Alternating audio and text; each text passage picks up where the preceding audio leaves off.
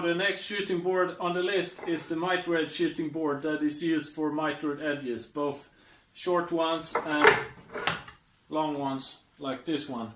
So I will begin by showing how this shooting board works. Then I will shoot some short miters and some long ones, because the method of work differs quite much between those two. Then I will show you how I built the jig and how to set it up, because that setup process could be a bit tricky. My miter edge shooting board looks something like this. The plane rides in this V groove here that is routed in the base, and then it's resting on the low friction plastic here in the top. This surface here is 45 degrees to the reference plane. In the back I have a fence onto where I push the wood, and then the wood is pushed under this bridge here, and I take thin shavings at the 45 degree angle over here. The main difference between this shooting board and the ordinary one is that I have no fence on the right hand side of the plane. So there is nothing stopping it from moving in this direction, and that makes the method of work slightly different. For shorter miters like this one, the way of working is very similar to the ordinary shooting board. I push my wood manually into the plane sole, and then I take my shavings. The only difference is that here I need to have the pressure more centered over the cut, otherwise the plane would move away in this direction. So I can't hold the plane at the handle position here, that's just too far away from where the cut takes place. So push into the sole, take shavings, like so. Longer miters on bigger panels needs a slightly different approach, so I will show you that method as well. When it comes to longer panels, longer miters, this method of pushing the work with one hand and planing with the other hand, it just didn't work out. I needed two hands on my wood and two hands on the plane, and that is two hands more than I have. So what I do instead is that I let the wood hang out slightly. I can feel here with my hands a few tenths out in this track here. Then I clamp it down, and then I plane until I'm down in the reference surface and the plane won't cut anymore. I have some various ways of clamping this down towards the shooting board, but what I use all the time now is fast tube clamps that sits into this routed in Incra T-tracks. So I lock this down, and then let's take some shavings. My board is locked down here at two positions. If I would need more center pressure, I have these wedges as well that I can put in from this side.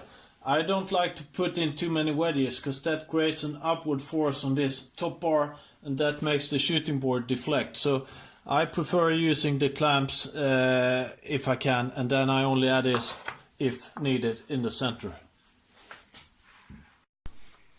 Trimming these long miters is not a matter of dimensioning. It's mainly a cleanup process. This surface could be a bit wavy, or you could have some tear out from the table saw or from your miter saw.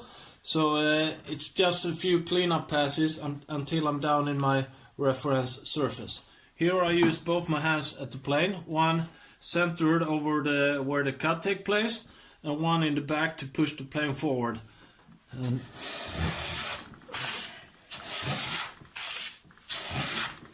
here you need to go all the way down until you don't get any more shavings, so you can't stop after one or two cuts. So after the plane doesn't take in more shavings, I know I'm down in my reference phase, and that I have a perfect 45 degree mitered edge. So I'll show you how I built this one. Just as for the other shooting board, the base is made up of two layers of 50mm birch plywood. On the back side there is a piece of wood to be able to clamp it in my front vise. And if we look here, I have this routed V-track. So the touching points for the plane is this low friction plastic and the V-track. This surface here is slightly below those two surfaces, and that is to make it easier to fine-tune this. It's much easier if you only have 2 points of contact for the plane. So if I put the plane on the groove and the low friction surface, I have some gap here, about 0.3 millimeters, both front and back. Looking from this side, I have this routed in T-tracks from Incra for holding down the wood at certain positions. On here, close to the cut, I have a full T-track going from side to side, so I can choose to clamp down wood from the outside, like so. But what if I have a piece of wood where I want to clamp it somewhere in the middle? Well, I routed an opening here in the Incra T-track, so I can drop down my rail clamp in the center and then slide it to whatever position I have. And even if I'm out in the opening, I will still have clamping force from the clamp. The front and back fence sits in oversized holes down into threaded insert, so I can fine-tune the angle. Also, this top bar here sits in oversized holes down into threaded inserts in the front and back fence.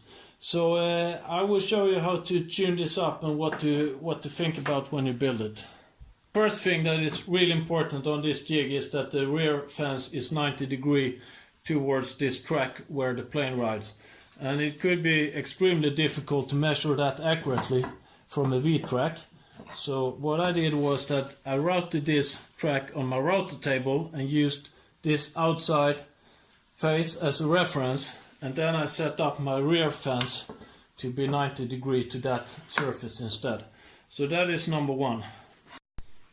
Number two is to make sure that the top bar is parallel to the track. That is also extremely difficult to measure.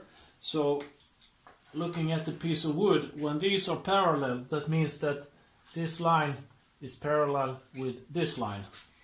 By having the rear fence 90 degrees to the track, I know that I have a 90 degree outside angle here, and if I have a 90 degree also between these two, I'm sure that the top bar is parallel to this track.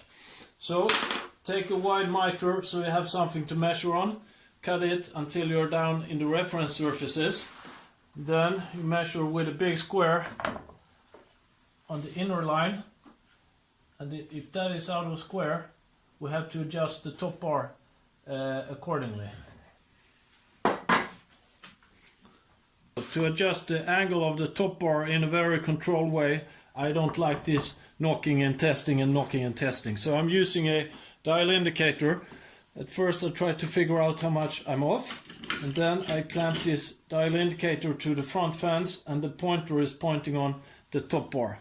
Then I loosen both screws in one end and one screw at the other end, and then I can rotate the top bar, lock it down. Then I make a new test cut and measure the angle here. And if it's still not parallel, meaning 90 degrees here, I redo the process until I'm satisfied.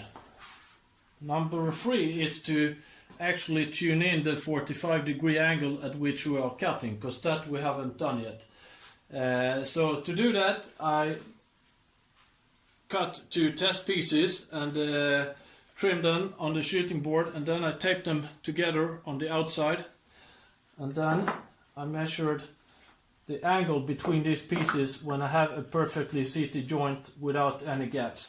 The advantage of using this square method is that any error in the 45 degree angle will be twice as large on a 90 degree angle, and also I have better squares than I have 45 degree measuring equipment. So if I'm off at this 90 degree, that means we have to move the top bar, front or back. Here it's extremely important that you move it by the same amount at both sides, otherwise you lose the parallelity that we adjusted in number two. So here I also used my dial indicator and moved one side at a time by the same amount. Then new test cuts on the same pieces, tape them together, measure with a square until I'm satisfied. So that was it for the miter edge shooting board. Don't be afraid of the setup process. It's quite easy if you follow these 3 steps. And as I said before, you only do it once. So in the next episode we take a look at the long range shooting board.